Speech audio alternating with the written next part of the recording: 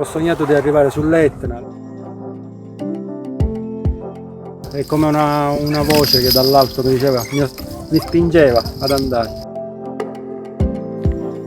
Singolare impresa di un 42enne siciliano partito con il carretto siciliano da Bagheria per raggiungere l'Etna. 220 in circa. È partito da Bagheria con il suo cavallo e un carretto siciliano. L'obiettivo è raggiungere il vulcano Etna. È l'impresa di un ristoratore di 42 anni che, non riuscendo a stare fermo in questo momento difficile, Non sono capace a non lavorare. Ho capito che non sono capace di rimanere fermo. ha deciso di portare a termine un'originale impresa. L'idea è arrivata qualche settimana fa durante un sogno. Nino Buttitta ha sentito l'esigenza di portare avanti un viaggio insolito, percorrendo circa 220 km con il carretto siciliano e il suo cavallo. Il viaggio ha avuto inizio dalla città di Bagheria, cittadina del Palermitano dove lavora in una storica trattoria di famiglia. L'impresa si concluderà sul versante nord del vulcano Etna. Il viaggio del 42enne terminerà a Piano Provenzana, stazione sciistica situata nel versante nord dell'Etna a quota 1810 metri sul livello del mare, nel territorio del comune di Linguaglossa. Ad Etna Nord potrà godersi anche lo spettacolo del vulcano più alto d'Europa, in questo momento in piena attività. Il suo passaggio nei comuni siciliani ha incuriosito i passanti. Dopo aver percorso la strada statale 113, ha proseguito il suo viaggio lungo la strada statale 289, che dalla costa tirrenica porta a San Fratello e poi sul versante catanese. Un viaggio reso difficile dal maltempo che in queste ultime ore ha colpito la Sicilia, imbiancando le aree interne dell'isola. Le condizioni meteo non hanno fatto desistere Nino, che è partito ugualmente dalla città del Palermitano per raggiungere il versante catanese. In molti hanno segnalato la sua impresa alla nostra redazione e così abbiamo deciso di incontrarlo durante il suo viaggio per farci raccontare la sua originale storia. Che è partito Da Bagheria. quindi da Bagheria per raggiungere Etna Nord, Piano Provenzano. quindi un bel po' di chilometri.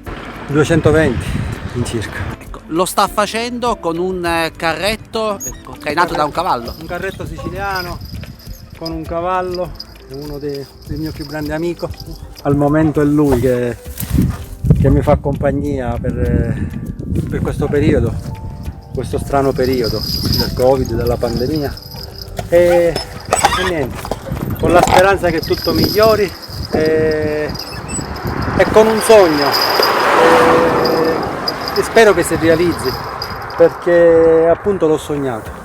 Ho sognato di arrivare sull'Etna, l'Etna stava eruttando, continua ad eruttare, io l'ho sognato, è come una voce che dall'alto mi diceva, mi spingeva ad andare e sto provando. Non so se ci riuscirò. Quindi diciamo un sogno è stato alla base di questo viaggio. Sì. È stato un sogno fatto più di un mese fa e che non so chi mi diceva che la prossima meta era questa.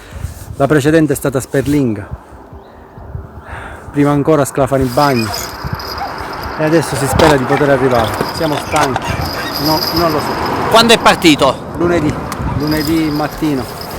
Ho fatto tappa all'Ascari, una tappa all'Ascari, poi sono ripartito per Castel di Tusa e stamattina sono partito da Castel di Tusa per arrivare a San Fratello.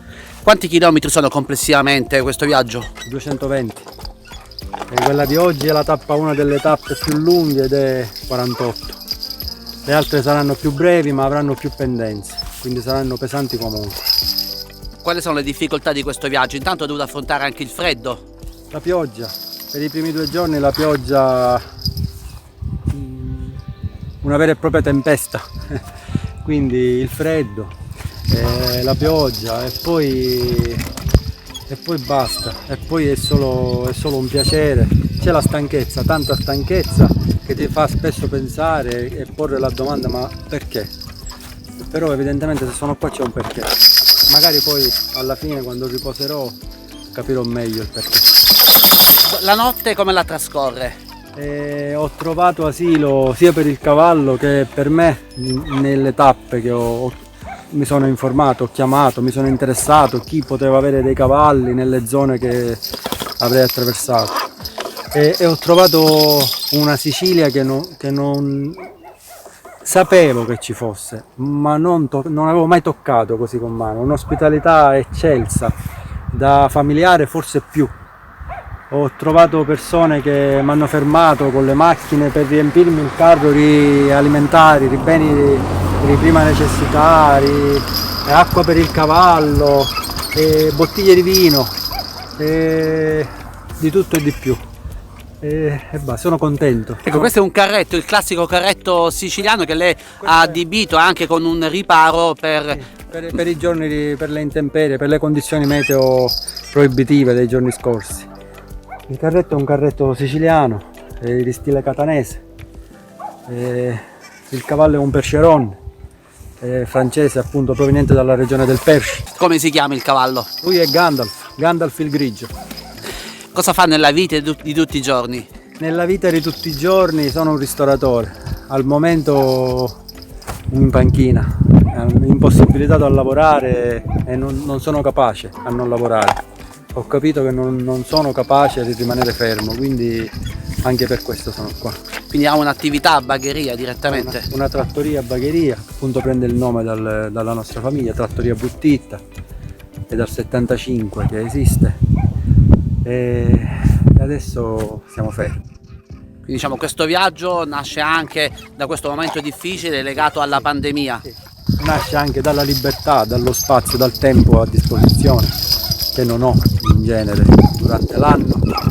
E adesso starò fuori una settimana se riuscirò a completare tutte le tappe e poi una volta a Piano Provenzana festeggeremo con Gandalf con una bottiglia di spumante E poi ritorna a casa e poi ritorno a bagheria con la speranza di poter riprendere a lavorare. con la speranza che tutto passi al più presto e rivivere una vita normale, quella che per noi a volte è noiosa ma è la più bella.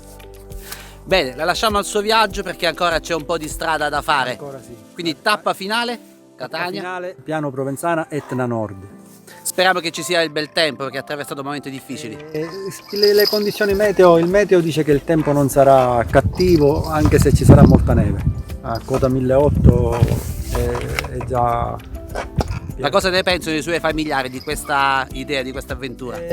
Ormai si sono rassegnati, mi lasciano fare perché vedono che sono sofferente a star fermo, quindi mi lasciano fare. Hanno capito che sono più innocuo così e non legato a casa. Buon viaggio!